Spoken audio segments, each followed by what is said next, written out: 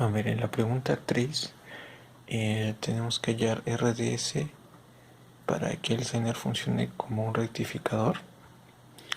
Entonces, el primer dato que nos dan es que RD7 es 0. Entonces tomo el Zener como de forma ideal.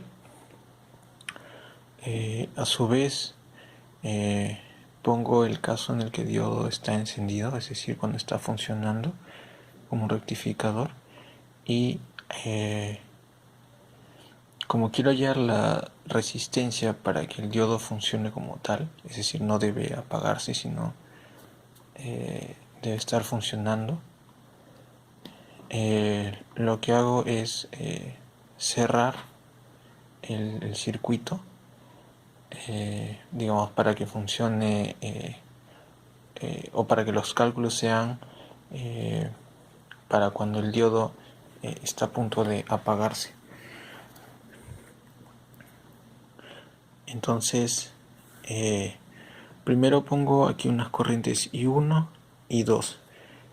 Todos los demás valores BDZ, la resistencia a esta corriente y este voltaje, nos los da el dato del problema. Entonces, tenemos que I2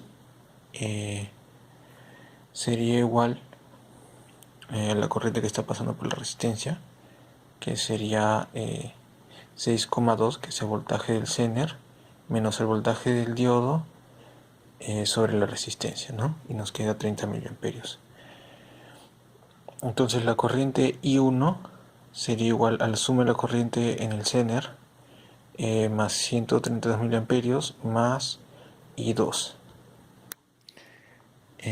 Y eso nos resulta 162,5 miliamperios. Luego tenemos la bobina que nos dan el problema, que es de 220 voltaje RMS y que tiene 22 vueltas por cada tramo, ¿no? Hacia arriba y hacia abajo. Entonces hallamos que el voltaje RMS sería 10 por raíz de 2. Ahora, para convertirlo, lo que yo quiero y lo que me interesa es este voltaje Vx, que es el que pasa por acá. Entonces utilizamos el voltaje, digamos, el voltaje máximo que va a ocurrir por aquí, que sería 2 por 10 raíz de 2 menos el voltaje del diodo por 2, porque son dos diodos, sobre pi. Y nos queda 8,56 voltios.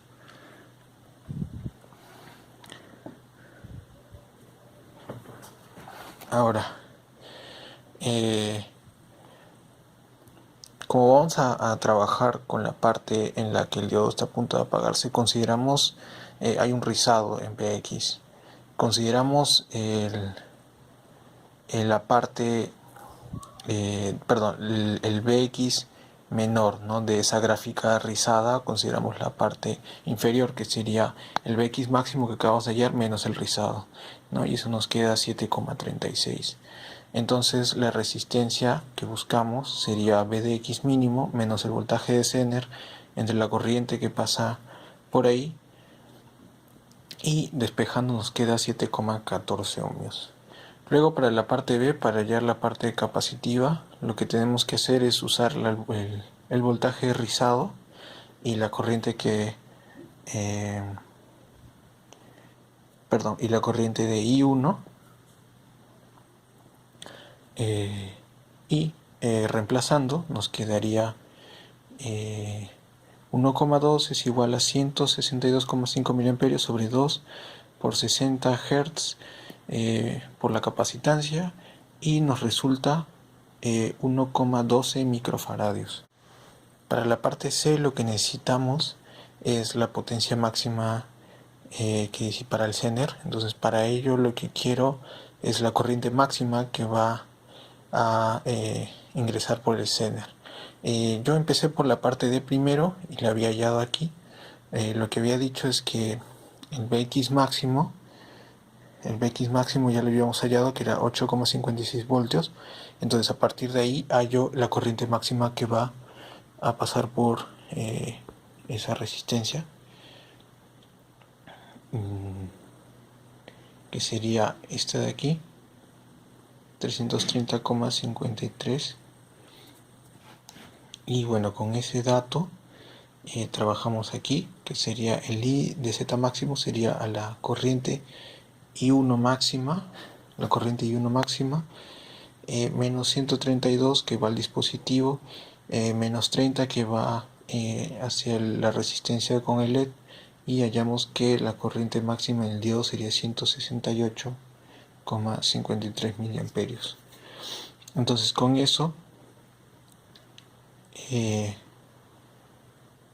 lo que hago es sacar un promedio para hallar la potencia promedio del Zener, ¿no? Un promedio entre el mínimo y el máximo, y hallo la potencia en el Zener. Sin embargo, acá habría una corrección. A lo que me doy cuenta, lo que pedían era la potencia máxima, entonces hubiera solamente trabajado con este multiplicado por el voltaje de Zener, que es 6,2, y el resultado hubiera sido mayor. Aparte de lo que nos piden es la corriente de pico que va a ingresar por cualquiera de los diodos, ¿no? Ya sabemos que estos diodos están alternando constantemente, se enciende uno y se apaga el otro. Entonces planteamos el caso, ¿no?, en el que el diodo 1 está encendido y digamos el otro diodo actúa como un cable abierto. De la misma manera el capacitor también actúa como un cable abierto porque se ha cargado completamente. Entonces ahí es donde ocurre la corriente máxima, ¿no? Y lo que tenemos es habíamos hallado el voltaje BDX máximo, que es 8,56. Entonces el I máximo sería ese BX máximo menos el voltaje del Zener menos, entre la resistencia hallada, y nos queda 330,53 miliamperios. Y esa sería, bueno, básicamente la corriente que está circulando por aquí, ¿no?, completamente.